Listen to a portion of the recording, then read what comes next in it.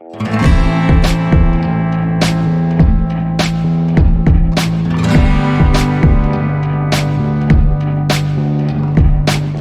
जब हम 5th-6th class में आते हैं, हर बच्चा, मैंने ऑब्जर्व किया वो ना बहुत ज़्यादा वायलेंस की तरफ थोड़ा इंक्लाइन हो जाता है।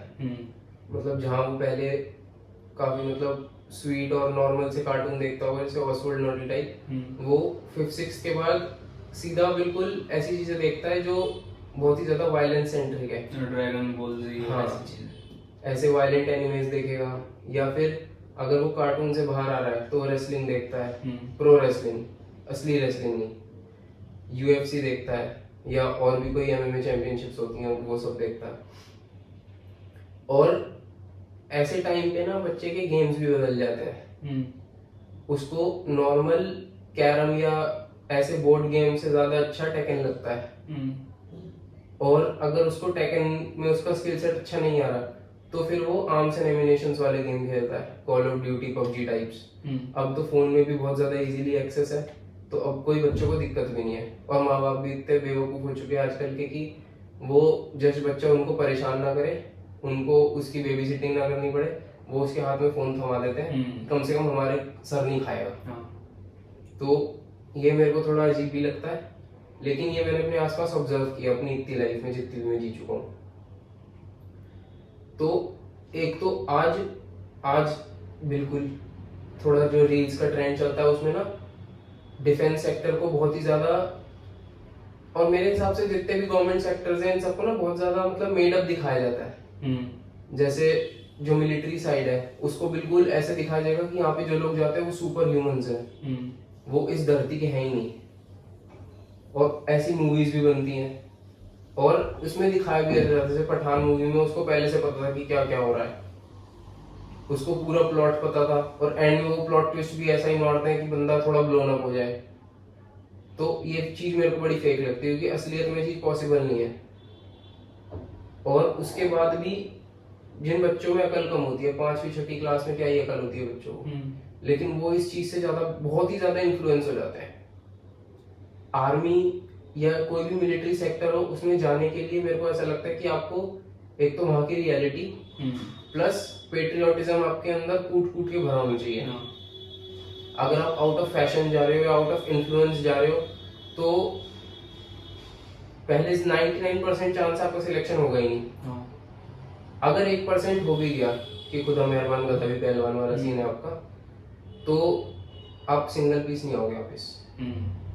क्योंकि वहां पे जब जाओगे ना वो रियलिटी जब आपको पंच देगी आप बिखर जाओगे, जितना मैं समझ पाया हूँ। और आजकल के रील कल्चर को लेके सब लोग बहुत ज्यादा अट्रैक्ट हो रहे हैं यूपीएससी की तरफ कि हमको एडमिनिस्ट्रेशन में जाना है, फिर हम भी इंतकाम लेंगे, है ना। मूवीज भी बन चुकी हैं, रील्स वगैरह, ये सब चीजें बहुत ज्यादा इन्फ्लुएंस कर रही हैं। सरकारी अधिकारी कोई सेलिब्रिटी नहीं होता। और हमारी आदत है गलत लोगों को ना अपने सर पे बिठाने की। हम बॉलीवुड स्टार्स को अपने सर पे बिठाते हैं, हम अधिकारियों को अपने सर पे बिठाते हैं, हम मंत्रियों को अपने सर पे बिठाते हैं। और असलियत बात यह है, सेलिब्रिटीज तो चलो वो तो एक आर्ट फॉर्म को परस्यू कर रहे हैं, लेकिन अधिकारी और मंत्री, अगर आप दिमाग खोल के सोचो ना, ये लोग हमारे नौकर हैं, सिविल सर्वेंट्स, ठीक है। अगर आप कॉन्स्टिट्यूशन का सिर्फ प्रीएम्बल भी पढ़ते हो, उसको पढ़ के ही आपको पता लग जाएगा कि ये जो कंट्री है इसके असली राजा सिटीजन है, ना कि मंत्री। स्पेसिफिकली इंडिया तो है ही, तो मेंशन अच्छी तरह से। तो जब हम उन मंत्रियों के पैर छूते हैं ना, तो मेरे को इरिटेशन हो जाती है, क्योंकि वो बंदा हमारा नौकर है, वो हमारे टैक्स से सैलरी ले रहा है और हमारे टैक्स का पैसा ही चोरी कर रहा है। और मैं बहुत चीजों में मंत्रियों के साइड लेता हूँ कि ये लीडर्स जो हैं बहुत अच्छे लोग हैं, लेकिन ऐसा नहीं होता कि सारे अच्छे हैं, कुछ बुरे भी होते हैं। तो अब इस टाइम तो मैं उनकी बात कर रहा हूँ कि मेजॉरिटी लोग खाई पिलाई करते हैं। नाम ये होता है कि चाय पानी करा दो, लेकिन उनका चाय पानी बहुत महंगा होता है। कोई भी अगर किसी ने पासपोर्ट बनवाया है और कोई सरकारी अधिकारी उनके घर में आया है, सब कुछ डॉक्यूमेंट्स लेने के बावजूद भी उनका ये होता है कि भाई साहब कुछ चाय पानी करा देते हैं। तो ये इनके कोड वर्ड्स होते हैं कि भाई 2000 रुपए दे दे। ये चीज गलत है, लेकिन इस चीज को बहुत ज्यादा ग्लोरीफाई किया जाता है आपके डिवाइसेस के अंदर, आर्ट फॉर्म के थ्रू। आप एक्टिंग कर रहे हो, कोई मूवी है ऐसी एडमिनिस्ट्रेशन को लेके। अब जैसी कमांडो मूवी आई थी, वो मूवी एग्जैक्टली जस्टिस नहीं कर रही थी कि असलियत में कमांडोज की लाइफ होती कैसी है। उसमें विद्युत जामवाल को बहुत ही सुपर हीरो की तरह बताया गया था, असलियत में ऐसा नहीं होता। या तो बहुत लोग उससे बहुत ज्यादा ही कैपेबल होते हैं, लेकिन मेजोरिटी ये होता है कि थोड़े थोड़े उससे अंडर, क्या कहते हैं उसे, अंडर डेवलप्ड होते हैं कमांडोज। बिल्कुल ऐसा सुपर ह्यूमन कोई नहीं होता, क्रिप्टॉन से कोई नहीं आया।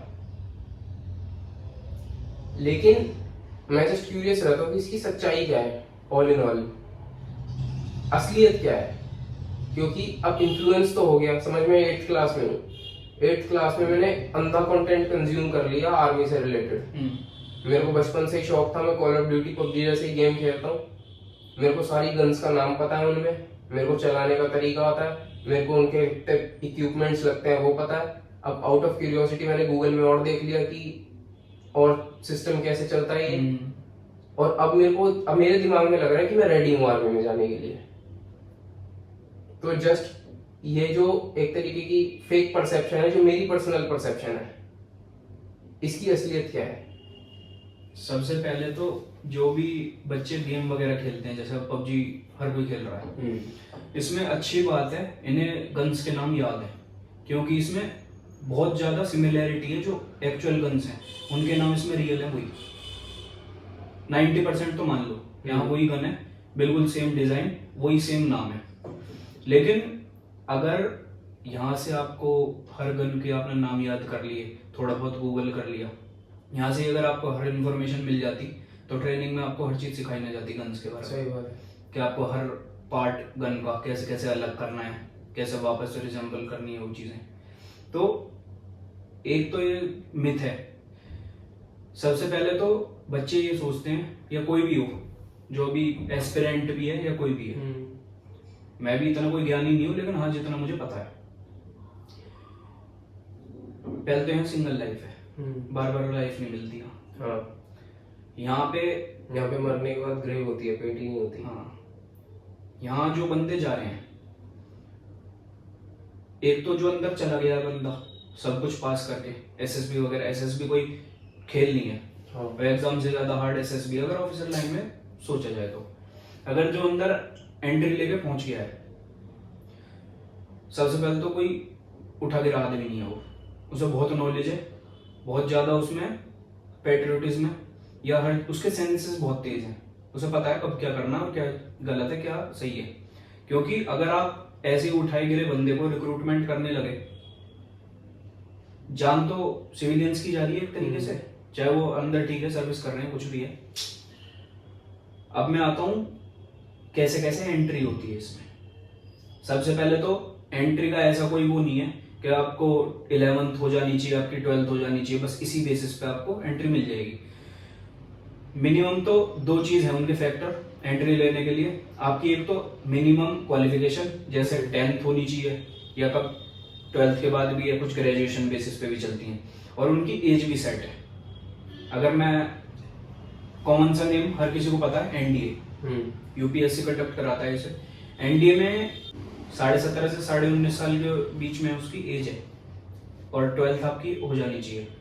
उसके बाद आप अप्लाई कर सकते हो, और जो भी है उसका एग्जाम कंडक्शन जो भी है उसके ऊपर फिर आप फॉलो अप करके वो एक पूरा प्रोसीजर और कोड ऑफ कंडक्ट होगा।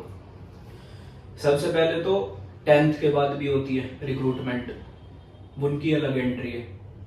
फिर 12th के बाद अलग एंट्री है, ग्रेजुएशन के बाद अलग एंट्री है, पोस्ट ग्रेजुएशन के बाद नहीं है कोई भी एंट्री, क्योंकि एज के क्राइटेरिया के ऊपर। अगर कोई पोस्ट ग्रेजुएशन पहले कर लेता है, 26 साल उम्र भी जो लास्ट एज है, वो भी उसके लिए है जो एयरफोर्स में पायलट के लिए जाते हैं।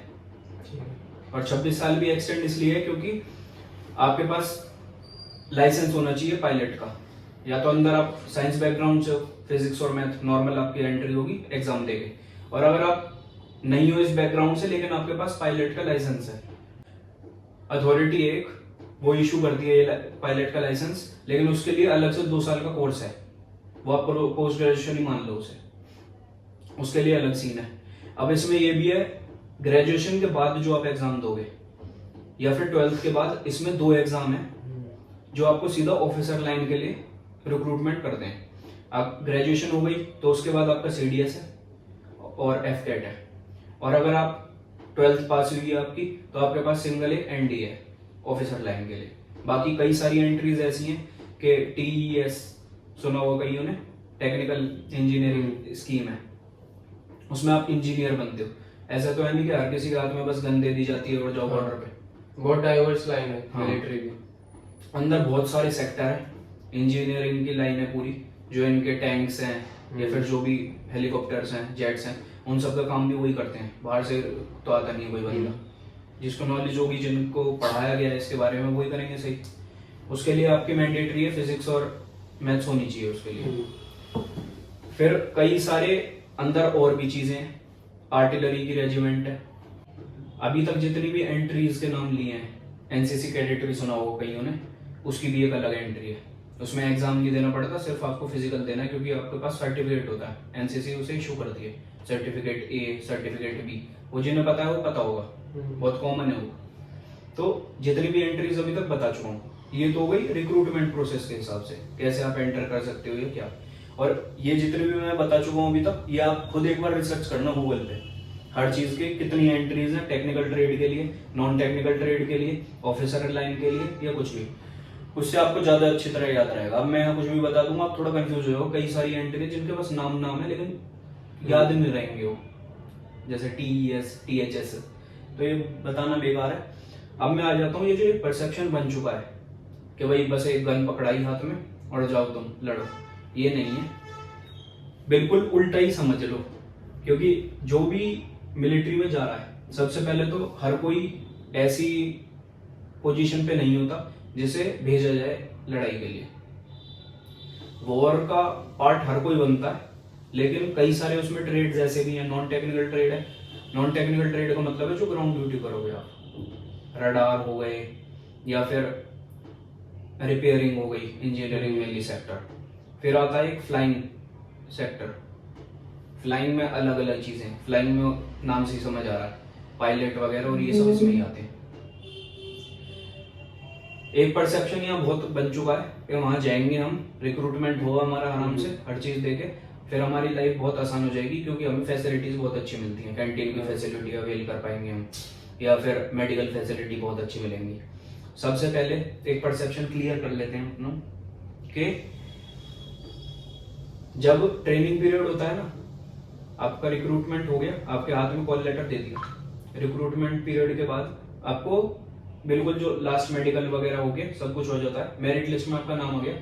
20 से 21 दिन नॉर्मली मिलते हैं। उसके बाद आपको जो सेंटर अलॉट हुआ है वहां आपको जाना है ट्रेनिंग के लिए। वहां जाने के बाद आपकी लाइफ बिल्कुल जो सिविलियन की अभी तक चल रही थी बिल्कुल चेंज हो जाएगी। आप अपने हिसाब से नहीं, आप उनके हिसाब से चलोगे। कईयों पे झलती नहीं है वो लाइफ जो वहाँ ट्रेनिंग में ही होती है, बस कई भागे आते हैं ट्रेनिंग में, क्योंकि हमारे मूवीज में भी दिखाया ऐसा, हाँ, कि उन पर ट्रेनिंग नहीं हुई, वो वहीं से ही भाग गया। हाँ, जैसे एक लक्ष्य मूवी है, ऋतिक रोशन की आई थी, उसमें भी वो IM में गया, वो भी भागा था, वो भी भाग आया था। एक ग्लिम्स देता हूँ छोटा सा, वहां की जो ट्रेनिंग है, फिजिकल ट्रेनिंग, वो इतनी हार्श है। आपको अभी हफ्ता हुआ है आए हुए, यहाँ नॉर्मल ट्रेनिंग चल रही है, या हफ्ता छोड़ो, पहला दिन ही बोलता हूँ मैं, फिजिकल ट्रेनिंग का पहला दिन है आपका 24 घंटे में से कम 10 या 11 घंटे आप फिजिकल एक्टिविटीज में एंगेज रहोगे। या तो PT मार्च हो गया, लगातार नहीं, 4 घंटे हो गए आपके नॉर्मल PT के, मतलब पोर्शंस होंगे, लेकिन हाँ इतना मान सकते हो 24 घंटे में से आपके 10-11 घंटे मान लो, उसमें आप PT भी जोड़ लो, मार्च भी हो गया, और नॉर्मल फिजिकल एक्टिविटीज कंडीशनिंग के लिए। जैसे जैसे टाइम जाता है, अब तू एक नॉर्मल से लाइफ स्टाइल जी रहा है ना, कोई तेरी फिजिकल एक्टिविटीज इतनी हार्ड है, और एकदम तुझे ऐसी जगह पे पहुंचा दिया जाता है जहाँ तेरी ट्रेनिंग बिल्कुल चेंज हो गई, 10-12 घंटे हो गई, तेरी बॉडी पे असर आएगा, लैक्टिक एसिड जनरेट होगा, क्रैम्प्स पड़ेंगे। वहां का हाल ऐसा हो जाता है।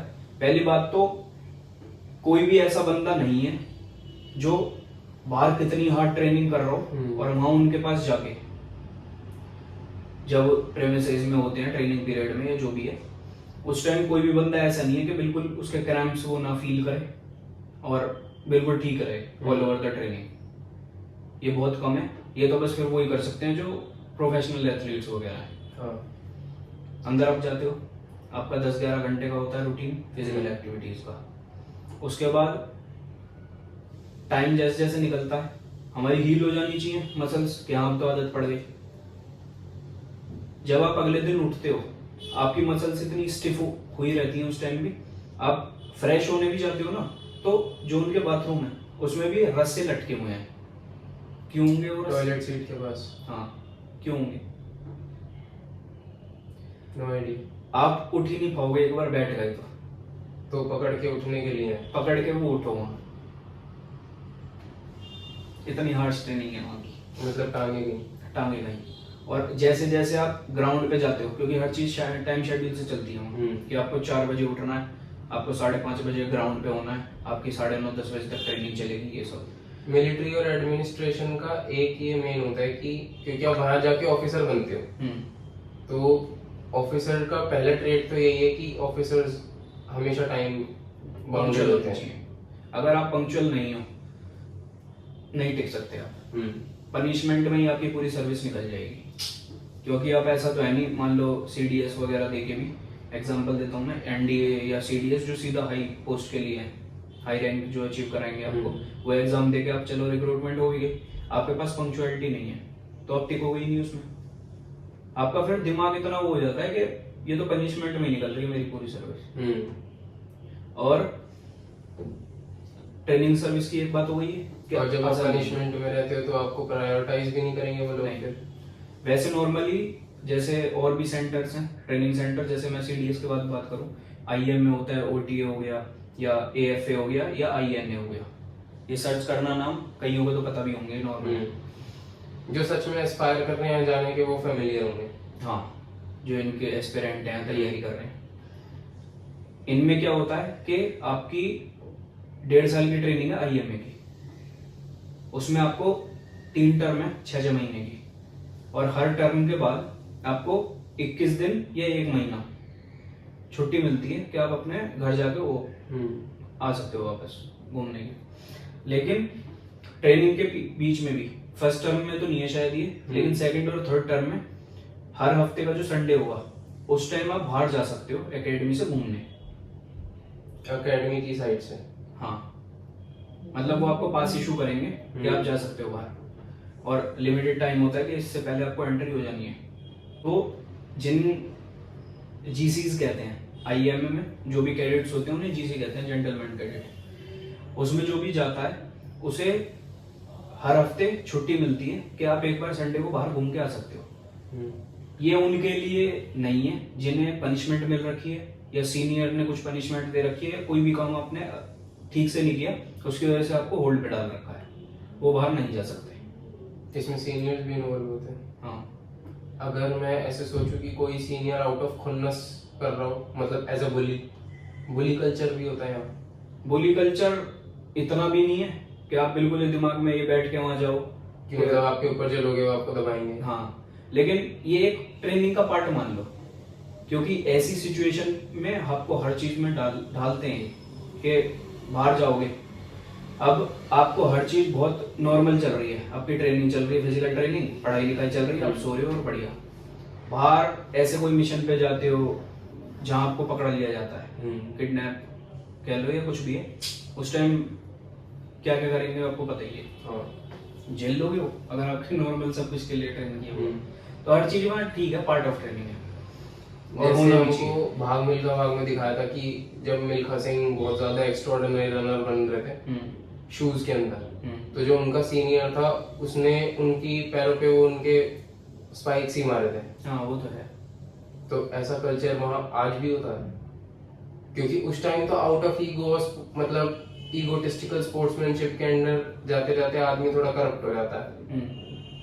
इतना नॉर्मल नहीं है ये चीजें वहां, लेकिन आप बिल्कुल भी ये नहीं हो सकते कि भाई होता ही नहीं होगा।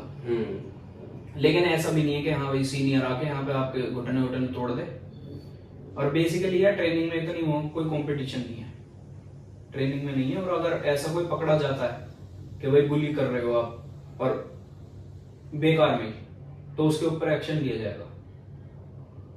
ये तो उनके ऊपर है। इतना बुरा तो यार वो भी नहीं करते जो कमांडिंग ऑफिसर होते हैं, जो भी ट्रेनिंग करा रहे होते हैं। ठीक है, हाँ सब कुछ और होना चाहिए, मैं तो कह रहा हूँ पार्ट होना चाहिए ट्रेनिंग का, ये सब कुछ ना, सब कुछ सिखाएंगे जब भी आप हर चीज के लिए तैयार रहोगे। नहीं, जैसे मैं इसीलिए पूछ रहा हूँ क्योंकि ये चीज बहुत ग्लैमराइज होती है, क्योंकि ये एक तरीके का ड्रामा क्रिएट करती है मूवीज के अंदर। जैसे भाग मिल्खा भाग में इस चीज सीन ने बहुत ज्यादा ड्रामा क्रिएट किया था, जब मिल्खा सिंह के कोच ने भी बोला था कि मिल्खा तू मैनू दस दे एक बार कि ये काम किसका है। हाँ ये है ना। लेकिन मिल्खा सिंह ने नहीं बताया था। तो इस चीज ने बहुत ड्रामा क्रिएट किया था कि मिल्खा सिंह ने नहीं बताया, वो पट्टी पहन के भी रेस की और रेस जीत गए। अब अगर ये बात सच भी है तो मूवी के अंदर ये बहुत ही ज्यादा ग्लैमराइज्ड हो गई, क्योंकि मिल्खा सिंह ना फिर एकदम से superhero kind of image आ गई उसकी, क्योंकि इंडिया में हीरो विलन का कॉन्सेप्ट बहुत चलता है। हाँ। तो उस टाइम मूवी के अंदर उस बंदे को विलन दिखाना था, तो उन्होंने ये काम कर दिया।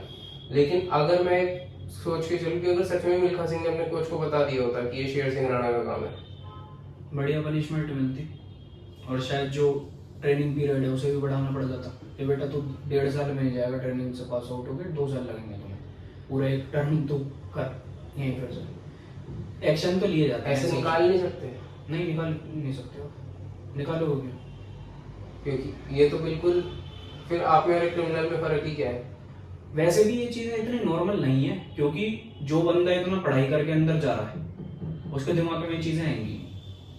ठीक भाई, विनाशकाले विपरीत बुद्धि अगर वहां आ गई तो निकाले जाओगे, पेले जाओगे बहुत बुरा। मिल्खा सिंह जो मूवी कह रहा था, सबसे पहले तो वो ट्रेनिंग का टाइम नहीं था, वो नॉर्मल सर्विस चल रही थी उस टाइम। अच्छा, अंदर बहुत यार एक्टिविटीज ऐसी हैं कि स्पोर्ट्स के लिए भी वहाँ पे बोर्ड पे एक नोटिस लग जाता है कि आप ये स्पोर्ट्स हैं। पहले तो स्पोर्ट्स वहाँ सारे अवेलेबल हैं, आप जो भी परफॉर्म करना चाहते हो या अच्छा निकलना है, तो ये फिर अपनी तरफ से रिप्रेजेंट करते हैं कि भाई इंडियन आर्मी का बंदा है, एक तरीके से स्पॉन्सर करती है आर्मी उस बंदे को। हाँ, तो वो पार्ट जो दिखा रखा है उसमें, उसने रेस के लिए खड़ा कर रखा था कि मैराथन होगी, ये यहाँ से लेके चलना है। हाँ। वो अच्छा हुआ, फिर आगे आगे बढ़ता गया, ट्रेनिंग होती जाती। वो वाला सीन तो बेसिकली स्प्रिंट का था। हाँ, कि इतने मीटर की स्प्रिंट है, मैराथन तो वो जीत के आए थे। वो ट्रेनिंग का पार्ट नहीं था जो उसमें शोकेस किया है मूवी में।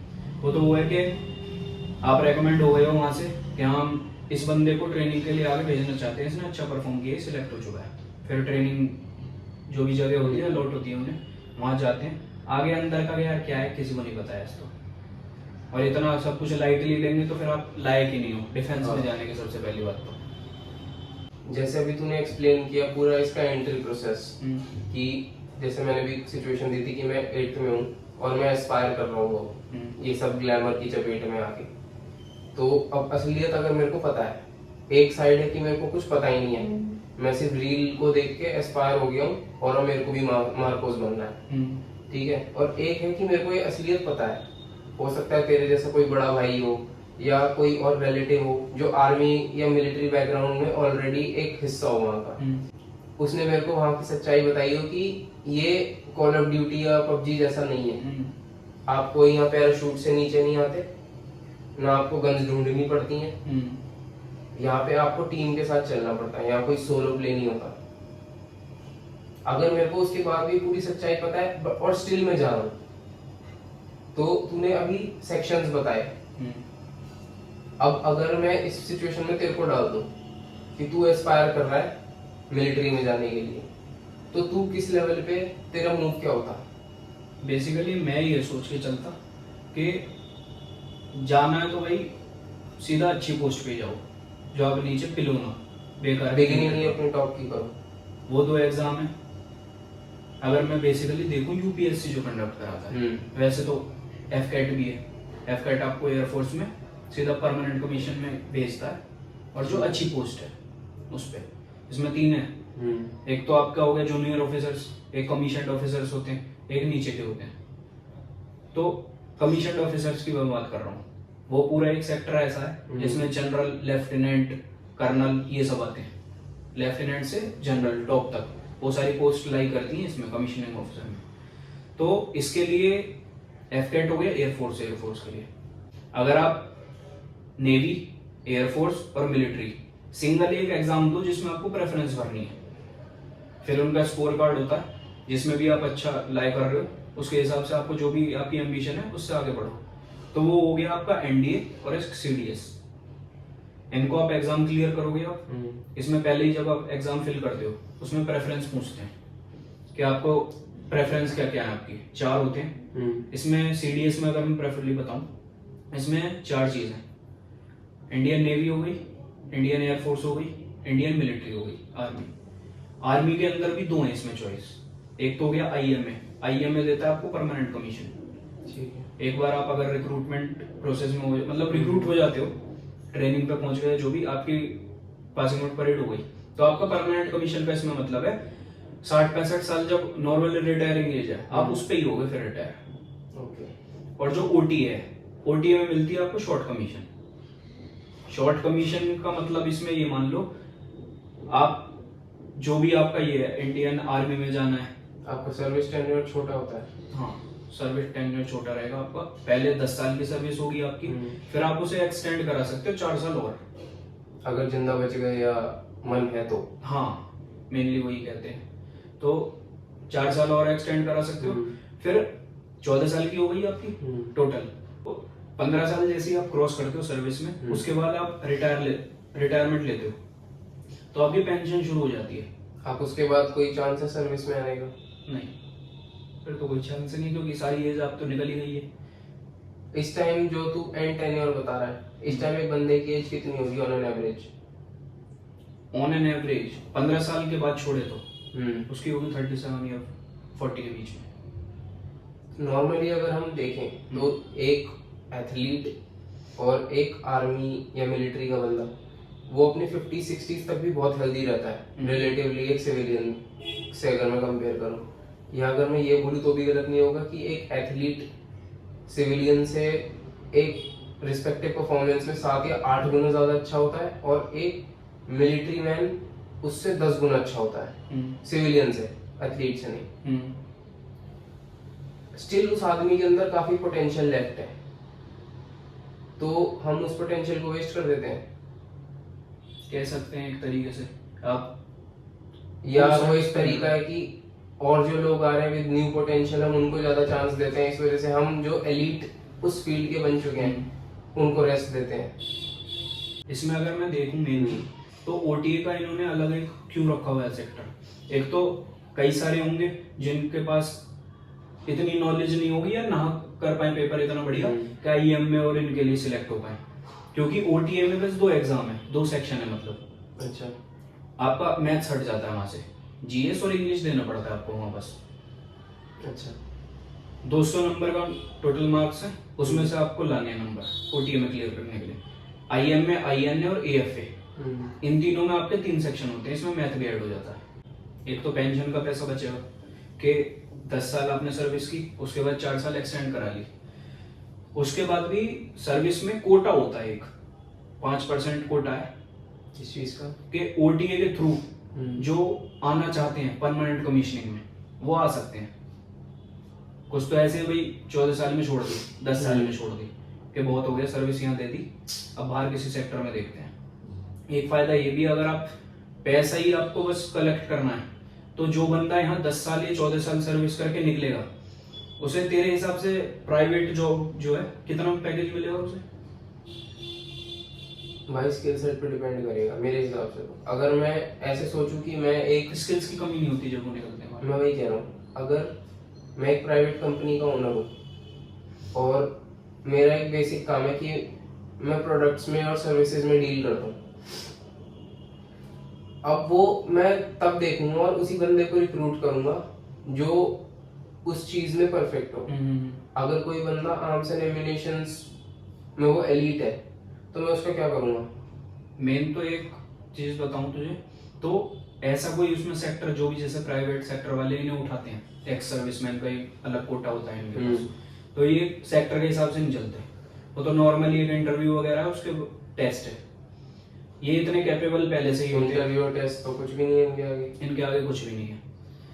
नॉर्मली तेरे हिसाब से एक अंदाजा इन्हें जो भी पैकेज कितना मिलता होगा इन्हें, 10 साल या 14 साल जो भी सर्विस करके ये एक्स कम सर्विसमैन बन गए हैं, तो कितना पैकेज होगा इनके लिए?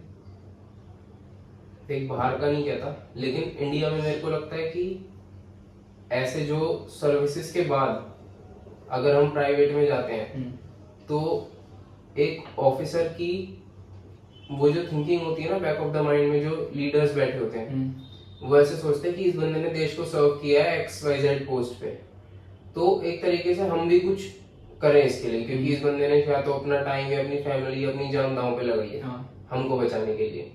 तो बहुत लोग इसमें बहुत ही हैंडसम अमाउंट देते हैं। मेरे नोन में एक है, वो रिटायर्ड जनरल की पोस्ट से रिटायर्ड है, पता नहीं उनकी स्टार्टिंग क्या थी, मैं ऐसे ही बोल दूं, लेकिन अभी फिलहाल वो साल का 4 करोड़ रुपए कमा रहे हैं सिर्फ अपनी जॉब से ही। सोर्सेस और भी हैं उनके, लेकिन वो जो जॉब है उनकी जो उन्होंने तभी ज्वाइन की थी, लेकिन आज उनका स्टेटस ये है। तो ऐसे में बिल्कुल ब्लंटली नहीं बता सकता क्या ऑन एन एवरेज जो सर्विस से निकल के आया 10-14 साल जो भी करके, उसका कम से कम पैकेज है 50 से लेके 60 लाख रुपए के बीच में साल का। फिर प्रमोशन बहुत जल्दी होते हैं, वो तो तुझे भी पता है प्राइवेट जॉब में क्या सीन है। तो ऐसा नहीं है कि पैसों की कमी रहेगी, लेकिन जो सर्विस में ही रहना चाहते हैं वो कई चीजें फिर और भी फायदा लाती हैं उनके लिए।